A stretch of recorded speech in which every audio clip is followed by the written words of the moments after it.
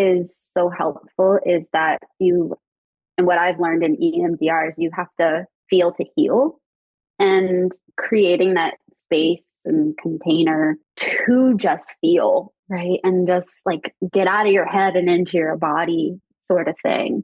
And that, in my experience, what I learned was my body still didn't really feel safe to just feel, and it needed to still think and try to like work through the situation through thinking. It's like that's not how this is going to work. You're not going to get where you want to go through the thinking. You have to embody the experience.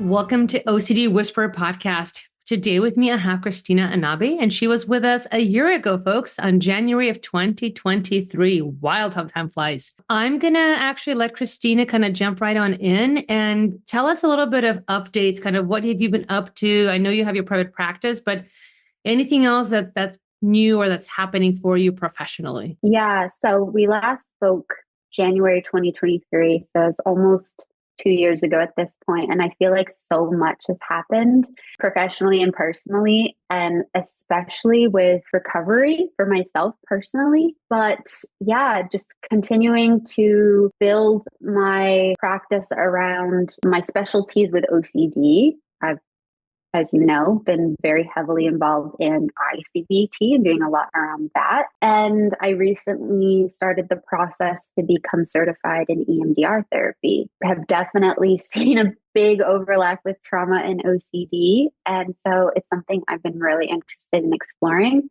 And it's really been like life-changing, I would say. Yeah. Wow. Yeah. That's pretty I'm excited awesome. to get into it. Well, I mean, I guess that's a perfect segue. Like, what about it has been Sure. life-changing?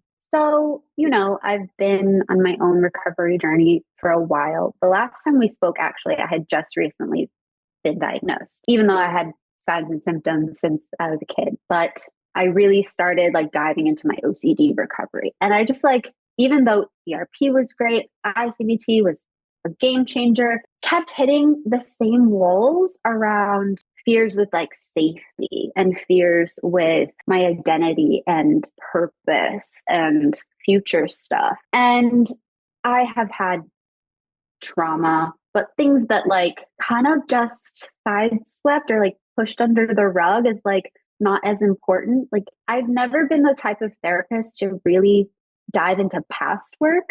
I've always been more of like a present and future oriented type of therapist. So it was different for me to take the time to reflect and dive into past stuff. So I felt like, okay, maybe that's a missing piece of the puzzle. So I reached out, found an EMDR therapist, and this was January of this year. And I did a 9-hour intensive over 2 days. Mm-hmm. And it was so different from any other therapy I've ever done, personally, again, and professionally. And it really made me connect to my body and my internal experiences, not just like my behaviors and what I was doing, but just like how I was experiencing life. And that was like, like it just blew my mind because it was so different. Yeah. And through that, I've had a couple other intensive sessions and have dived into other levels of EMDR, which again, we can get into. Yeah, well, I know since we're on EMDR right now, anybody listening, common question, right, is, oh, can't EMDR fix OCD, right? Or isn't that a modality for OCD? And I think let's take a minute and kind of clarify that. Sure. So what's your sense with that? It's not an evidence-based treatment for OCD, but what I found it to be helpful for are those other areas that are often comorbidities with OCD, like generalized anxiety, depression, perfectionism. And there's a lot, like I said, of trauma overlap. And that is where EMDR can be most effective, in my opinion. I'm a still noob baby therapist when it comes to EMDR. I've done my basic trainings, but I have a long way to go. But yeah, it's not exclusive to OCD, but it can certainly be helpful with these other symptoms in these other areas. So That's why I wanted to explore it for myself personally, because I was only focusing on the OCD and missing out on a big piece that was influencing it, if that makes sense. Yeah. Well, I mean, as you're talking, like I'm thinking, we're whole people, right? We're not just like this one thing. It's not like, I don't know. I'm not going to say, oh, I am my back issue, or I am diabetes, or I am OCD. It's like, I'm a whole person with multitude of things, a life that I'm living, right? Things that I come across my lifespan, right? Smaller traumas and challenges that kind of, can shock, and that usually humans are able to kind of recover and come back on their own. And then there's, of course, bigger traumas, and there's all the way to, post-traumatic stress disorder diagnosis. So it's all a spectrum, right? And what I'm really hearing is kind of like, yeah, like you treat the OCD, and then also, what else is left over, or what else is there that isn't really getting addressed? Or like I had actually another guest where we talked a bit about feelings in OCD and kind of taking a moment to actually really slow down and connect to like, what are you really feeling about this? What's really behind this that's driving this? So if you're feeling the need to keep checking something, don't just stop at that surface, but go underneath it. Like, oh, is it really because I really feel like I can't trust myself right now, so I need to check again and again. Right. And where's that from? And so it's interesting because I think as a field in general, we keep evolving and, talking about it, things like different evidence-based practices, incorporating other treatment modalities. We talk about also, psychedelics are on the scene again, as we know was before, and then funding and research was stopped, and it's been picking up again, and research is being done, for different mental health disorders and using psychedelic assisted therapy. So I guess let's transition to that for a second, like, because I know you and I talked a little bit about it, right? Yeah. So I have not talked about this publicly and with very select few people in my inner circle. When I did my second round of EMDR intensive work, it was recommended to me to look into ketamine assisted EMDR therapy. I was kind of surprised. I didn't think my trauma was quote unquote that bad. And not to say that it is or isn't, right? That's again spectrum. But I was surprised. I was like, wow, like maybe there's a lot more that needs unpacking. And so logistically, it just couldn't happen until recently when I decided to go all in after doing my third intensive session. The therapist was like, I know we talked about this in January. Why don't we revisit it? What are your thoughts and feelings about it? And at that point, I had already been sold on the work. I had already started my EMDR training, and I just really saw how powerful it could be. Really, again, that mind-body connection was something that helped me to see myself holistically, my health holistically. And I've been on a whole health journey this entire year, not just mental, physical, it's both. So yeah, I was like, let's try it and see what happens. And so I had my first session. When was it? Just a few weeks ago. Like it hasn't been that long. And we have a few more sessions scheduled later this year. Well, we're already in the end of December. And we'll see what happens. But yeah, that was an interesting experience. I learned a lot about myself, and I was really actually a lot of hard feelings popped up in that experience that I think I was expecting, but when it actually happened, it still kind of shook me. And I want to go back real quick to just say that I don't know like how much you've talked about what you've been through this year, but along the way, I was really struggling with burnout in my work, and again, sense of self-purpose in my work. And that was also part of why I really wanted to take this approach. Everything that you went through personally, that we talked about off scene, behind the scenes, helped really like connect me to like, what is life about, and what is living about, and what does living your life really mean? And so I just wanted to like acknowledge that, because that was a huge part of my reason for exploring ketamine. It really connects to that spiritual element. And that is a huge thing that's a value of mine and something that I needed assistance with. And that has been also really a big part of this process is the spiritual aspect. That's awesome So to yeah, I hear. just wanted to go back No, I and appreciate acknowledge that. Totally. Yeah. I mean, I think I've just recently like been a little more like on some episodes, I'll mention it. Not like, I mean, I've posted it publicly. I lost my mom to cancer this year. It was, July 31st. It's been quite a year. It's been, 3.5 year journey. But this year definitely like, since I don't know, June, July, those 2-3 months really right there, May, June, July were really like, I could tell something's off. And it just so much comes up when you're in it and then you're facing it. And then now the aftermath. Yeah. And like, of course, that kind of stuff really is like a hard stop, right? Like, wait a minute, what's the point? What's the purpose? And if the day we're all going to leave anyway, right? Like, so some stuff, who cares? There's just such interesting timing how when you were going through that, like it was really something I needed to hear, like your perspective on all of that. Something I really needed to hear because I had been grappling with those similar kinds of like questions and existential stuff. And you really helped me in like what really matters, right? Because you and I are like, so we are. So like high achieving, goal oriented, like work.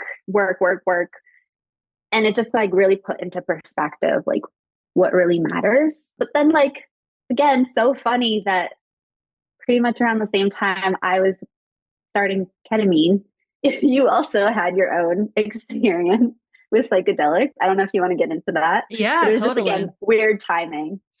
Yeah. So for me, for anybody tuning in, so when my mom was here with us, she actually went and decided to do ayahuasca because she wanted to understand on a more deeper spiritual level, kind of what's going on. Why does she have cancer? Kind of for herself to understand different aspects of life. So when she went through it, I remember kind of making fun and saying, dang, mama, you went from 0 to 100. Like, that's a pretty big jump. And when she went through her process, I think they had a journey. She had basically, I think, like 4 journeys or something like that. That's what they call them. Anyway, when she passed, and it was coming upon the 3-month mark, it really just felt right. And I was drawn to go ahead and have that experience myself. And, I did kind of the research to prep for it like 2 weeks before. You really have to like make dietary changes, really slow down, really focus in on what's your intention. What are you wanting? Right. Not like 50,000 questions that I have and I'm hoping I get all these, 50,000 answers. No. It's like, no, ground, anchor, and really what is your big intention for this experience? And, when I went to have it, I mean, clearly I had no clue what the heck I'm walking into. And thank God I, had a friend who has done it once before, but long time ago, and offered, said, I'll go with you if you want. I'm like, yes, absolutely. Because I don't know what I'm walking into, and doing it. And afterwards, I have to say it was really a profound experience for me personally. Not that I'm here, just as a disclaimer, anybody listening, we're not here saying go do psychedelics or don't do psychedelics, right? We're just sharing our experience and kind of what made sense for us with our own timing. And I think it's,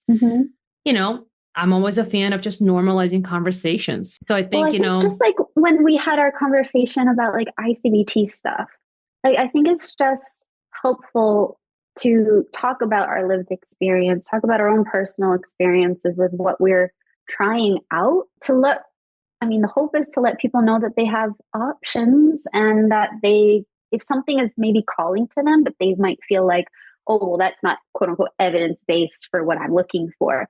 And they just write it off, right? Well, maybe that could be helpful in ways that aren't always obvious or ways that you haven't even thought of before or weren't open to. And so I think it's just nice to hear about other ideas or ways of working through what you're working through, because 100%. It's complex. There's so much to unpack.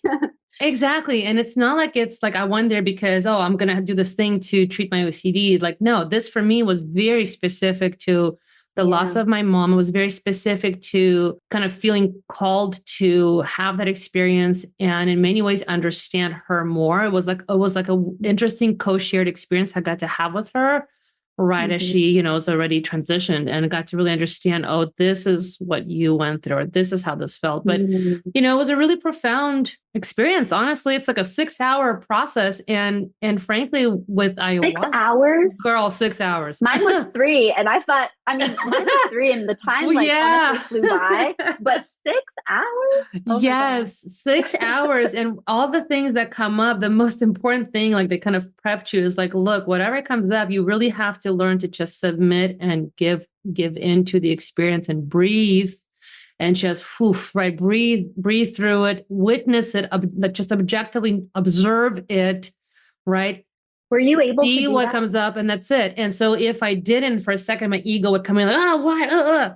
I would actually get physically sick. Like I get like I'd want to actually like start to throw up, and I had to breathe and just sit back and go, okay, just let go, Kristina. It's okay. Okay. And then go ahead and start observing again. So essentially, I'd say it was like a 6-hour continuous, for me personally, everybody's different, of course. But for me, it was like a 6-hour continuous meditation experience where I'm constantly having to surrender and let go. And I can't, if I get stuck in a mental loop, which sometimes I would, I'd have to notice it and remind myself, okay, come back to observing. So I'd have to give myself that little reminder and bring myself back to observing, and then things would release and I'd be back into the flow of things. It was, it is not for the faint of heart, man. It was. Okay. So similar experience, but I could not let go. And that again was where it's like, I expected these protectors to come out, these, my control freak, my perfectionism, like the safety stuff, right? I expected them to show up, but they were like in control during that session. And I couldn't release. I couldn't let myself just be. And it's so funny, like the thoughts that I was having, like, what if there's a fire alarm and I'm in this vulnerable position and what's going to happen? Like, I can't leave the building. Like thoughts like that. The what ifs were popping up, and all because I was out of control and I was vulnerable. And that is not something that I am obviously, comfortable with. I've never done really like substances before, even alcohol. I don't like to get drunk because I don't like being out of control and vulnerable. So that was also part of the motivation or reason for trying this, was to let's actually surrender and just be. And so when I had that experience, I was like, I felt very raw and I felt very sad because I wanted to dive deeper, but there were parts of me that wouldn't let me. And, in reflection and integration and conversation with my therapist, recognizing that those parts are existing for reasons to keep you safe. And, there are things we're still working on, and we have, like I said, more sessions to go. But it was just so like interesting. I had so much anxiety. But there were also times when I was like, wow, like this is really cool. And this is really interesting. But I expected to be anxious, but I don't know if I was so prepared for all of the anxiety that was there and stayed there for however long, I was. Yeah, I mean, it makes sense, right?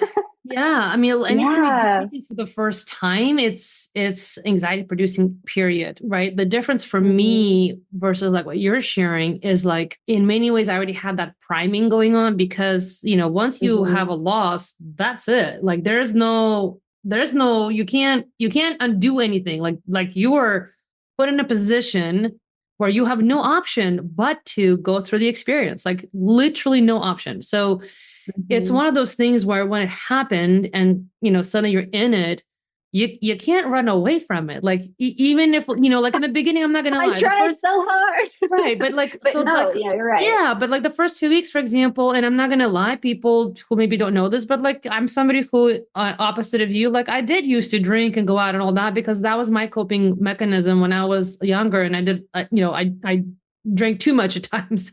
And, here when all this happened, like I was having some alcohol because it was too much. It was too much to be in the face of like, oh my God, she's not here. Right. But that lasted about 2 weeks, and then it all subsided, and then it stopped. And then when it stopped, because I knew, right, like I have to let the feelings and all the things go through my body because they're there. I can't deny them. I can't, the more I push them off, it's just going to prolong the process. And that comes because of knowing ERP, for example. And so this is where it was helpful to, mentally pivot myself and say, okay, like give yourself a little space to just let it come whenever it comes and let it out as I need to, which is what grief is. You have to give yourself some space and time to just, right, release. But that primed me and got me. That's why I felt prepared to do this, because I'm like, well, I'm already in the state where I have no choice. You have to, right? Like there's times you have to suck it up and get through stuff. And then there's times, it just hits you upside the head and you're like, well, that's it. Like it's here, and tears are coming. Like you can't control it. Right. And only with time, it starts to subside a little bit. And then it turns more into sadness. It's not as acute, but that's what prepped me for that process. But I'll be honest, even in it, there were times I was like, okay, I'm done. Like, I'm done now. But, oh, okay, you're not done with me. All right, we're still going. Okay. And literally I had that mental conversation. I had to take a breath. Okay. And reposition back into it and go through it again. But yeah. But what you're saying that I think is so helpful is that and what I've learned in EMDR is you have to feel to heal. And creating that space and container to just feel, right? And just like get out of your head and into your body sort of thing. And that, in my experience, what I learned was my body still didn't really feel safe to just feel. And it needed to still think and try to like work through the situation through thinking. It's like, that's not how this is going to work. You're not going to get where you want to go through the thinking. You have to embody the experience. And it's so interesting. Like, what is your relationship been with like spirituality and purpose and like sense of self? Like, was that ever something that you were called to, or you had like religious background, anything like that? Or was it really, again, like your mom's passing that catalyst, like, that's not the right, catapulted that journey for you? I was looking and searching. It came to my life, that whole thing, when I was a late teens, early 20s. And in early 20s, I found a path that I just really resonated with me, like meaning like all the hairs stood up, like my whole body just suddenly lit up. I was like, oh my God, whatever this is it. This, historically, I mean, I was raised really more atheist, but I guess you could say Eastern Orthodox in Ukraine. That is the religion. And then with my stepdad, when we came to the States, he's Jewish. So I was studying with a rabbi to have a bat mitzvah. Then that didn't happen. And then I have another stepdad and he was into Buddhism. So I started studying Buddhism. And what that did is it just cracked me kind of open to start to go and study comparative religious studies and get into also more like local things for smaller, like tribe-based things or shaman-based things or other, non-main religious aspects of life. And so it's been something that's been in my life. And then when I found kind of the thing that called to me, like it's been now 25 years of that. And so like for a while, it was very connected and it really is kind of the heart and the center of my being.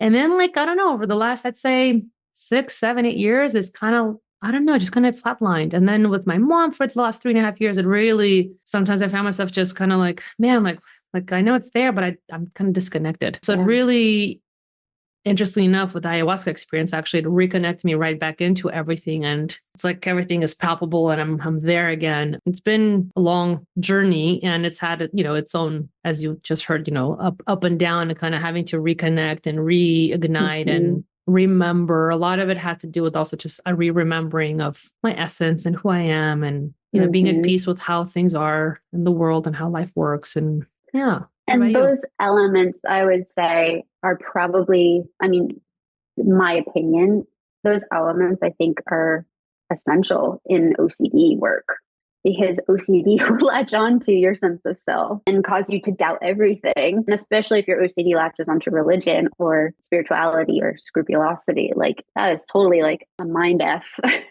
And so, and that's been part of my journey is, I didn't grow up religious, but when I was 14, I became a Christian, and that literally saved my life at that point in time. And then I was quote unquote religious for like these really formative years.